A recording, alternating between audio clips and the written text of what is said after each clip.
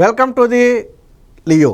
విజయసాయి రెడ్డి 2 తెలుగు రాష్ట్రాల్లో పరిచయం అవసరం లేని పేరు.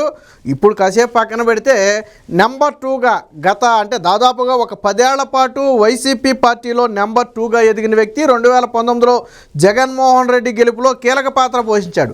తెర ముందు జగన్మోహన్ రెడ్డి ఎంత పెద్ద పాత్ర పోషించాడో తెర వెనుక విజయసాయి రెడ్డి అంత పెద్ద పాత్ర పోషించాడు. ఇది కాదనలేని సత్యం. కావాలంటే 2019కి మీరు ఒకసారి వెనక్కి అప్పుడు ఏ లీడర్ పేరు మీకు వినపడేది కాదు. ఒకటి జగన్మోహన్ రెడ్డి, 2 విజయసాయి రెడ్డి. సో ఈ 2 పేర్లు మాత్రమే మారుమోగాయి. సో ఆ స్థాయిలో పనిచేశాడు. సరే, తర్వాత ఏమైంది అనేది కాసేపు పక్కన పెడితే జగన్మోహన్ రెడ్డితో విభేదించి ప్రస్తుతానికి ఆయన బయటకు అయితే వచ్చాడు. ఇప్పుడు విజయసాయి రెడ్డిని రేపు సిట్ విచారణకు రావాలని మరొకసారి నోటీసులు ఇచ్చారు. ఆల్రెడీ ఏప్రిల్ 18 అంటే దాదాపుగా ఒక 2 నెలల క్రితం సిట్ విచారణకు హాజరైన విజయసాయి రెడ్డి కొన్ని మీడియా ముందుకు వచ్చి కొన్ని సంచలన ఆరోపణలు చేశారు. సరే, సిట్తో ఏం చెప్పాడు అనేది మనకు తెలియదు. కాసేపు పక్కన పెడితే బయట మీడియాతో కొన్ని సంచలన ఆరోపణలు చేశారు. ఈ మద్యం కుంభకోణానికి నాకు సంబంధం లేదు, మొత్తం కూడా రాజ్ కసిరెడ్డి ఆధ్వర్యంలో నడిచింది. రాజ్ కసిరెడ్డి ఎవరనే వ్యక్తి నాకు తెలియదు, అతనితో ఇంతకుముందు ఎప్పుడు పరిచయం లేదని చెప్పడం జరిగింది. ఇంకో మాట కూడా చెప్పాడు, భవిష్యత్తులో అవసరమైతే ఈ లిక్కర్ స్కామ్ వెనక ఉన్న కుట్ర కోణాన్ని నేను బయట పెడతానని చెప్పి ఆయన ఒక మాట కూడా మాట్లాడటం జరిగింది. ఒక రకంగా విజయసాయి రెడ్డి ఒప్పుకున్నాడు, లిక్కర్ స్కామ్ జరిగిందని ఒప్పుకున్నాడు. కానీ ఎవరి ఆధ్వర్యంలో జరిగిందని చెప్తున్నాడు? రాజ్ కసిరెడ్డి ఆధ్వర్యంలో జరుగుతుందని చెప్పాడు. సో అంతకంటే పైన ఎవరున్నారని అడిగిన ప్రశ్నకు ఏమో ఎవరైనా ఉంటే ఉండుండొచ్చు అని చెప్పి విజయసాయి రెడ్డి ఇండైరెక్ట్గా కూడా మాట్లాడటం జరిగింది. సో అలాంటి విజయసాయి రెడ్డి రెండవసారి సిట్ విచారణకు హాజరవడంతో వైసీపీ నేతల గుండెల్లో రైళ్లు పెరుగుతున్నాయి, ముఖ్యంగా జగన్మోహన్ రెడ్డి. విజయసాయి రెడ్డి విచారణకు హాజరైతే ప్రధానంగా ఉలిక్కిపడేది ఎవరో తెలుసా? జగన్మోహన్ రెడ్డి ఉలిక్కిపడతాడు. ఎందుకంటే వైసీపీతో కలిసి ఉంటే పెద్ద ప్రాబ్లం లేదు, సిట్ విచారణకి వెళ్ళినా తెలియదు, గుర్తులేదు, మర్చిపోయా. ఇటీవల వైసీపీ నాయకులను చూడండి, ఏ పోలీసులు అరెస్ట్ చేసి ఏ సమాచారం అడిగినా తెలియదు, గుర్తులేదు, మర్చిపోయా. సో అదే ప్రశ్న చెప్పేవాడు. బట్ ఏంటి, జగన్మోహన్ రెడ్డితో ఆల్రెడీ విభేదించి బయటకు వచ్చాడు కాబట్టి, జగన్మోహన్ రెడ్డి విధానాలు నచ్చలేదు కాబట్టి, ఇదే లిక్కర్ స్కామ్ మీద బహిరంగంగా వ్యాఖ్యలు చేశాడు కాబట్టి, ఇప్పుడు సిట్ విచారణకు హాజరైతే మరిన్ని సమాచారం ఎక్కడ బయట పెడతాడో అనే ఒక భయం ఇప్పుడు వైసీపీ నేతల్లో ఉంది. ముఖ్యంగా పెద్దిరెడ్డి దగ్గర మొదలు పెడితే జగన్మోహన్ రెడ్డి వరకు కూడా గడగడ వణుకుతున్నటువంటి పరిస్థితి. నిజంగా విజయసాయి రెడ్డి నోరు విప్పితే ఈ మద్యం కేసే కాసేపు పక్కన పెడితే ఆల్రెడీ జగన్మోహన్ రెడ్డి మీద 43,000 కోట్ల రూపాయలకు సంబంధించి అక్రమాస్తుల కేసులు ఉన్నాయి. సో ఆ రోజు జగన్మోహన్ రెడ్డి చార్టెడ్ అకౌంట్ ఎవరయ్యా అంటే విజయసాయి రెడ్డి. ఆ కేసులో విజయసాయి రెడ్డి A2గా ఉన్నాడు. జగన్మోహన్ రెడ్డి A1గా ఉంటే అక్రమాస్తుల కేసులో విజయసాయి రెడ్డి A2గా ఉన్నాడు. అంటే ప్రతి జగన్మోహన్ రెడ్డి గురించి A to Z తెలిసిన వ్యక్తి ఎవరైనా ఉన్నారు అంటే one and only Vijayasai Reddy. మహా అయితే భారతీరెడ్డికి తెలిసేమో, ఆ తర్వాత విజయసాయి రెడ్డికే తెలుసు.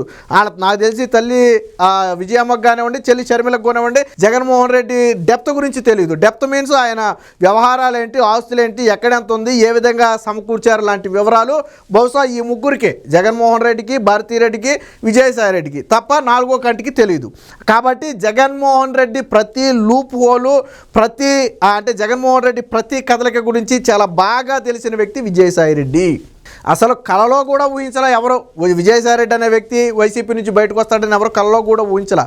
కానీ బయటికి రావడమే కాకుండా అదే పార్టీ మీద అనేక ఆరోపణలు చేయటం ఇప్పుడు వారికి నిద్ర లేకుండా చేస్తుంది.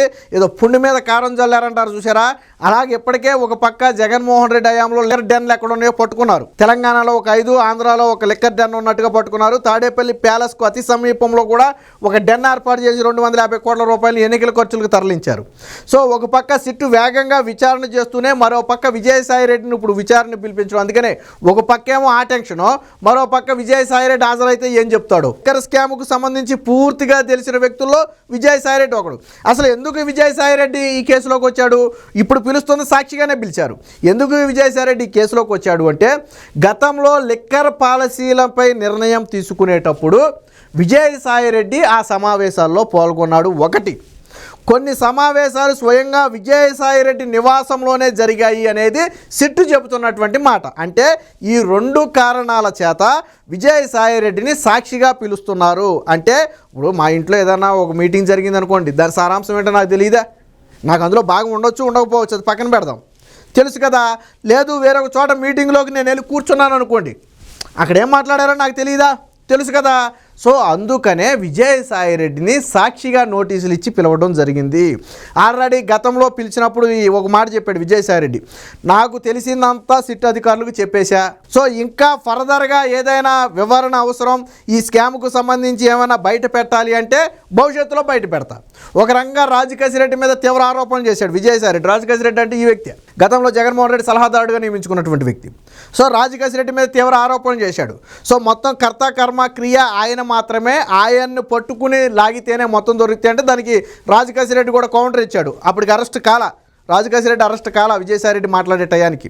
సో రాజకేశిరెడ్డి కూడా కౌంటర్ ఇచ్చాడు. విజయసాయిరెడ్డి నిజరూపం మొత్తం నాకు తెలుసు, విజయసాయిరెడ్డి కావాలని నా మీద ఆరోపణలు వేస్తున్నాడు, వ్యక్తిగతంగా ఎవరి మీద అంటే జగన్మోహన్ రెడ్డి మీద కక్షతో నా మీద ఆరోపణలు వేస్తున్నాడు, నేను కూడా విజయసాయిరెడ్డి బతుకు మొత్తాన్ని నేను బయట పెడతానని చెప్పి రాజకేశిరెడ్డి కూడా మాట్లాడటం జరిగింది. కట్ చేస్తే తర్వాత రాజకేశిరెడ్డిని అరెస్ట్ చేశారు అనుకుంటే అది వేరే విషయం. సో దీనికి సంబంధించి ఈరోజు విజయసాయిరెడ్డి విచారణకు హాజరవుతున్నాడు. దీనికి సంబంధించి ఒక వార్త వచ్చింది. విజయసాయిరెడ్డి రేపు శనివారం విజయసాయిరెడ్డి అయితే హాజరవుతున్నట్టుగా తెలుస్తుంది. సో ఇక్కడ చూడొచ్చు, విజయసాయిరెడ్డికి సిట్ నోటీసులు, మద్యం కుంభకోణం కేసులో సాక్షిగా పిలుపు, రేపు విచారణకు రావాలన్న ఆదేశాలు. ఆయన ఏం చెబుతారనే దానిపై ఆసక్తి కాదు, ఒక రకంగా టెన్షన్ అని చెప్పుకోవచ్చు. ఆ మద్యం కుంభకోణం కేసులో నిందితుడైన A5 వైకాపా నేత విజయసాయిరెడ్డికి సిట్ నోటీసులు ఇచ్చింది. శనివారం ఉదయం 10 గంటలకు విజయవాడలోని సిట్ కార్యాలయానికి రావాలని అయితే పేర్కొంది. సెక్షన్ 179 ప్రకారం సాక్షిగా పిలిచినట్టు తెలుస్తుంది. ఆల్రెడీ గతంలో ఇందాకే చెప్పా, ఏప్రిల్ 18న ఆల్రెడీ సిట్ విచారణకు ఒకసారి విజయసాయిరెడ్డి హాజరయ్యాడు. సో దానికి సంబంధించి ఎవరెవరు పాత్ర పోషించారు ఏంటనే వివరాలను ఆల్రెడీ వెల్లడించాడు. దీంతో మరొకసారి సిట్ విచారణకు హాజరవడం ఉత్కంఠభరితంగా ఉంది. గతంలోనే ఈ దఫా విచారణలో కుంభకోణానికి సంబంధించిన ఏం గుట్టు బయట పెడతాడనేది వీళ్ళ అనుమానం. దీనికి సంబంధించి సో ఇక్కడ చూడండి, ప్రధానంగా విజయసాయిరెడ్డిని ప్రశ్నించే అంశాలు ఏంటంటే ఇక్కడ 2 డిస్టిలరీలకు సంబంధించి ప్రత్యేక చొరవ చూపడం జరిగింది. సో ఎందుకు చూపారనే చెప్పాలి. ఏంటా డిస్టిలరీలు అంటే ఆదాన్ డిస్టిలరీలకు అలాగే SPY ఆగ్రో ఇండస్ట్రీలకు ప్రత్యేకంగా రుణాలు ఇప్పించడంతో పాటు ఇతర డిస్టిలరీలతో పోలిస్తే అత్యధిక కేసులు. నేను వీడియోలో మాట్లాడేటప్పుడు మాట చెప్పా, సాధారణంగా ఏదైనా ఒక మద్యం బ్రాండు కొత్తగా రాష్ట్రంలో నమోదై ఎంటర్ అయితే మొదటి నెలలో 10,000 కేసులకు మించి ఎక్కువ 10,000 బాక్సులకు మించి ఆర్డర్ ఇవ్వకూడదు అనేది మొదటి నెలలో ఒక రూలు. బహుశా దాన్ని ఎందుకు పెట్టారు అంటే అది ఏ విధంగా పనిచేస్తుంది, ఒకవేళ అది ఏమన్నా ఎఫెక్ట్ అవుతుందా ఏంటనేది పరిశీలించడానికి అయితే అయి ఉండొచ్చు. కానీ మొదటి నెలలోనే దాదాపుగా 2 లక్షల కేసులు ఆర్డర్ ఇవ్వడానికి నాడు గవర్నమెంట్ ఓకే చేసింది. దీనికి సంబంధించి నేను చెప్పే అప్పుడు ప్రత్యేక ప్రధాన కార్యదర్శి ఉన్న రజిత్ భార్గవాన్ విచారణకు పిలుస్తున్నారని ఆల్రెడీ మాట్లాడుకున్నాం. సో అందుకనే పిలుస్తున్నారు. ఎవరికి ఇచ్చారు అదంటే ఆదానికి ఇచ్చారు. ఆదాన్ డిస్టిలరీకి ఆ ప్రత్యేక సౌకర్యం కల్పించారు. అలాగే SPY ఆగ్రోస్కి కూడా ఇతర వాటితో పోలిస్తే ఎక్కువ మద్యాన్ని అమ్మింది వీళ్ళే, అంటే ఎక్కువ సేల్స్ చేసుకుంది వీళ్ళే. సో ఎందుకు వీళ్ళకి ప్రత్యేకంగా ఇచ్చారు? సాధారణంగా నామ్స్ ప్రకారం మీరు అమ్మినా నేను అమ్మినా ఇంకొకళ్ళు అమ్మినా అన్నే అమ్మాలి, వాళ్ళకి అంత కోటానే కేటాయించాలి. బట్ నిబంధనలకు విరుద్ధంగా వాళ్ళకి ఎందుకు అంత ప్రత్యేక కోటా కేటాయించారు అనేది అది విజయసాయిరెడ్డికే తెలియాలి. సో ఎందుకు ఇవ్వాల్సి వచ్చింది అనేది, అలాగే ఈ నేపథ్యంలో కుంభకోణంలో ప్రధాన కుట్రదారులు ఎవరు, ముడుపుల సొమ్ము అంతిమంగా ఎవరికి ఎలా చేరింది అనే అంశాలపై సిట్ అయితే ఆయన్ని ప్రశ్నించింది. విజయసాయిరెడ్డి వైకాపాలో సుదీర్ఘకాలం పాటు నెంబర్ 2గా చెలాయించారు. పార్టీ నాటి ప్రభుత్వంలోని అంతర్గత వ్యవహారాలన్నీ ఆయనకే తెలుసు. వీటితో పాటు మద్యం కుంభకోణానికి సంబంధించిన సమగ్ర వివరాలు అన్నీ ఆయనకే ఎరుక. సో నేను ఇందాకే చెప్పా, జగన్మోహన్ రెడ్డి వివరాలతో పాటు నాడు వైసీపీ హయాంలో జరిగినటువంటి ప్రతి విషయం కూడా తెలిసిన ఏకైక వ్యక్తి విజయసాయిరెడ్డి. సాధారణంగా ఏ శాఖలో ఏం జరుగుతుందో ఆ శాఖ మంత్రులకు ఆ శాఖ నాయకులకు తప్ప వేరొకరికి తెలియదు. కానీ ఎంటైర్ ప్రభుత్వంలో ఏం జరుగుతుందనే తెలిసిన ఏకైక వ్యక్తి విజయసాయిరెడ్డి. కాబట్టే ఈరోజు విజయసాయిరెడ్డిని అయితే పిలవడం జరిగింది. ఇదే లిక్కర్ స్కామ్లో విజయసాయిరెడ్డిని సిట్ అధికారులు A5గా కూడా పెట్టడం జరిగింది. సో ఇప్పుడు విచారణ తర్వాత విజయసాయిరెడ్డిని అదుపులోకి తీసుకుంటారా లేదా విజయసాయిరెడ్డి ఇచ్చే సమాచారంతో ఇంకేమైనా పెద్ద చేపలకు వలవేస్తారనేది తెలియదు. కానీ ఇక్కడ ప్రధానంగా తెలవాల్సింది ఏంటంటే అంతిమంగా ఈ సొమ్ము ఎవరికి చేరింది, ఈ 3,500 కోట్ల రూపాయలు అనేది ఎక్కడ దాచారు, ఎవరు సప్లై చేశారు అనేది పక్కన పెడితే ఎవరి వద్దకు చేరింది. ఎవరో ఒకరి దగ్గరికి అయితే చేరాలి కదా 3,500 కోట్లు, ఎవరి వద్దకు చేరింది. గతంలో ఇదే ప్రశ్నను విజయసాయిరెడ్డిని అడిగితే ఏమో పైన ఎవరైనా ఉన్నారేమో అంటే ఇండైరెక్ట్గా చెప్పాడు. ఎవరి పేరు చెప్పారో మనందరికీ తెలుసు, పైన ఎవరైనా ఉన్నారేమో. సో ఆ మాటలే ఇప్పుడు వైసీపీ నేతలకు నిద్ర లేకుండా చేస్తున్నాయి. ఇప్పుడు విచారణలో కానీ ఏదైనా కొన్ని ఆధారాలు బయట పెట్టాడు అనుకోండి, కొన్ని పేపర్ రూపంలో కానివ్వండి, లేదా కొన్ని తన మాటల రూపంలో కానివ్వండి, ఏదైనా కొన్ని ఆధారాలు బయట పెట్టారనుకోండి, కేసు అనేది మరింత వేగంగా ముందుకెళ్తుంది, మరికొంతమంది అరెస్ట్ అయ్యే అవకాశం ఉంది. ఇప్పటికే దీంట్లో ఐఏఎస్లు, ఐపీఎస్లు, రాజకీయ నాయకులు అందరూ అరెస్ట్లు అయ్యారు. కీలక వాళ్ళందరూ కూడా అరెస్ట్ అయ్యారు. రేపో మాపో ఇంకో ఐఏఎస్ అధికారి కూడా అరెస్ట్ అవ్వడానికి సిద్ధంగా ఉన్నాడు. రజిత్ భార్గవ, నాడు ఎక్సైజ్ శాఖ ప్రత్యేక కమిషనర్గా ఉన్నటువంటి వ్యక్తి సిట్ విచారణకు పిలిచింది. సో విచారణ అనంతరం అదుపులోకి తీసుకుని ఆశ్చర్యపోవాల్సిన అవసరం లేదు.